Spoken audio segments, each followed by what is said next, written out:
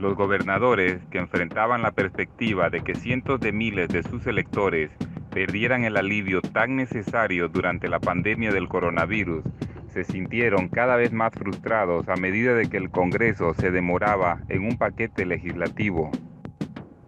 Y muchos se volvieron francamente apopléticos después de que el presidente Donald Trump esta semana hizo estallar las delicadas negociaciones al decir que no estaba contento con un proyecto de ley en el que anteriormente pagaba poco interés.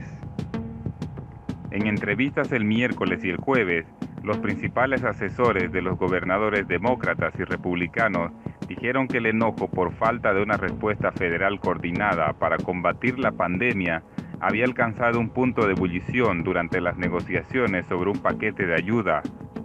Honestamente, nunca me ha disgustado tanto el Congreso, dijo un jefe de gabinete a un gobernador demócrata.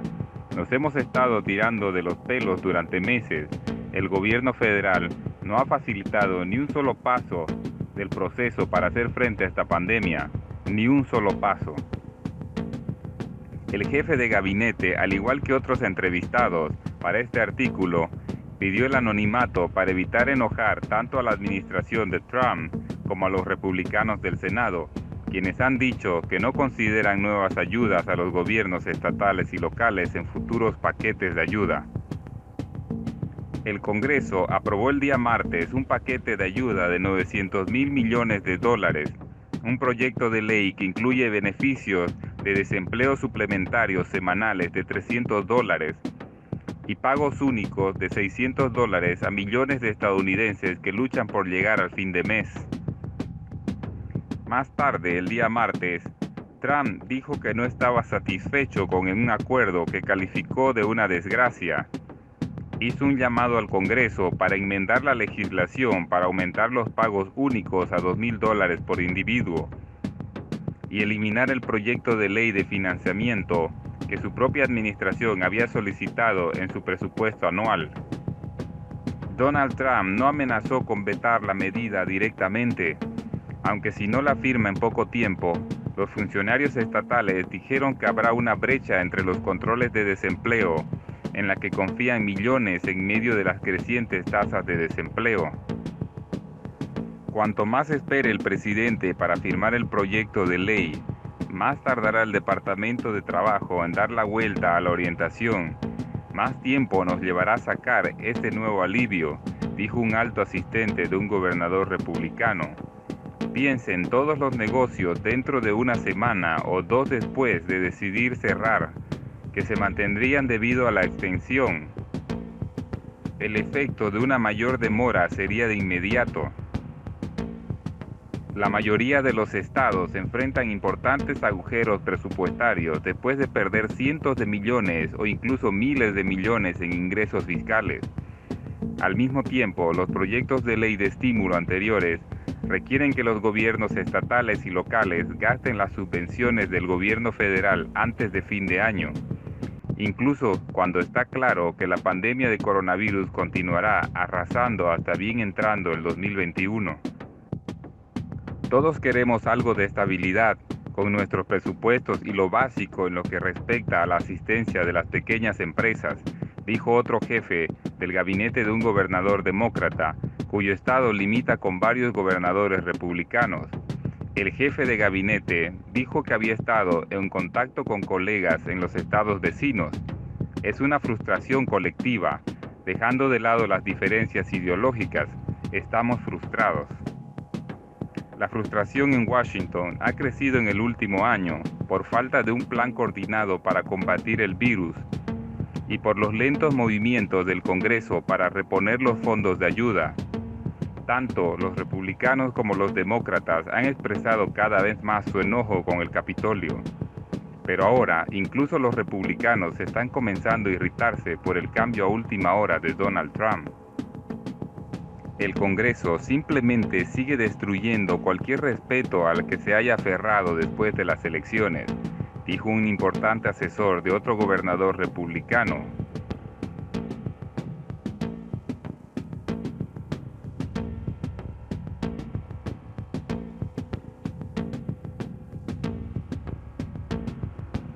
Los demócratas Jon Ossoff y Ralph Warnock rompieron récord de recaudación de fondos al recaudar más de $100 millones cada uno en los últimos 2 meses, superando significativamente a los senadores republicanos.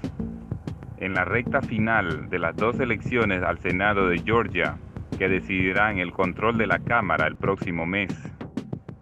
La recaudación masiva de fondos para los demócratas fue impulsada en gran medida por pequeñas donaciones en dólares, continuando el patrón este año de que los candidatos al Senado del partido recurrieron a donantes en líneas en todo el país para financiar sus campañas de retadores.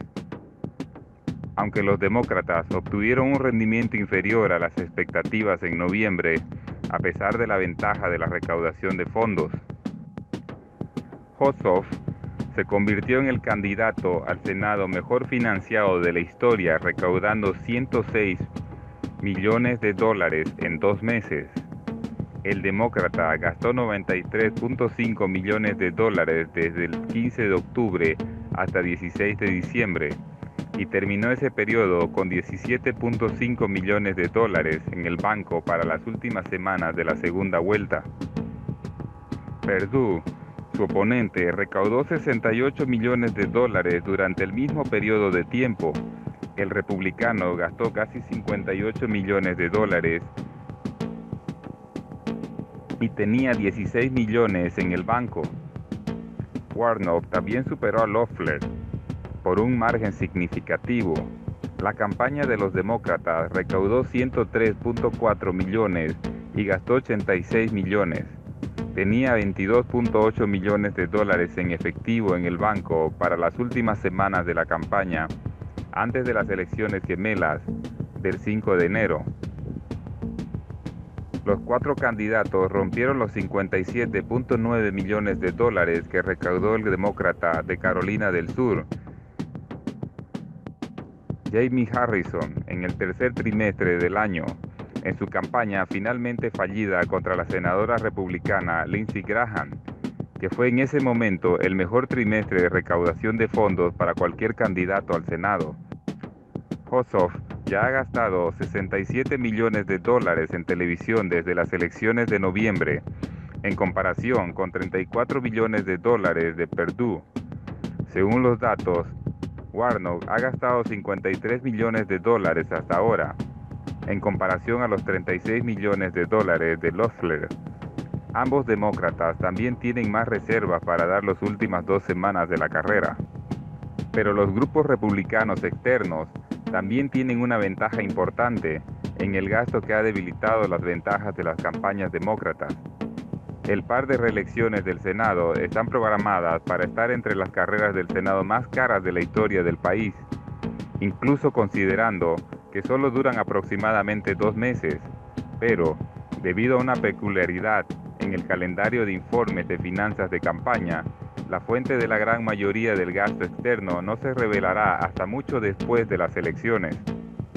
Muchos grupos externos, junto con los comités senatoriales de ambos partidos, no tendrán que informar sobre la recaudación de fondos hasta fines de enero, lo que significa que la fuente de dinero que recauden desde fines de noviembre hasta la segunda vuelta no será revelada hasta mucho después de que los votantes lo hayan hecho. No obstante, tienen que informar sus gastos en gastos independientes, como publicidad o trabajo de campo, poco después de ese gasto. También se pidió a algunos grupos que presentaran un panorama más completo de la financiación. Fair Fight, un grupo fundado por la ex candidata a gobernador demócrata Stacey Abrams, recaudó $22.3 millones el 24 de noviembre al 24 de diciembre. 16, incluidas varias votaciones de 7 cifras de grupos laborales. Fair Fight distribuyó aproximadamente la mitad de eso en otros grupos liberales que trabajan en las elecciones. Georgia United Victory, un grupo republicano al que Jeffrey Sprecher, el esposo de Loeffler, donó anteriormente más de $10 millones, recaudó $2.8 millones en ese mismo periodo de tiempo.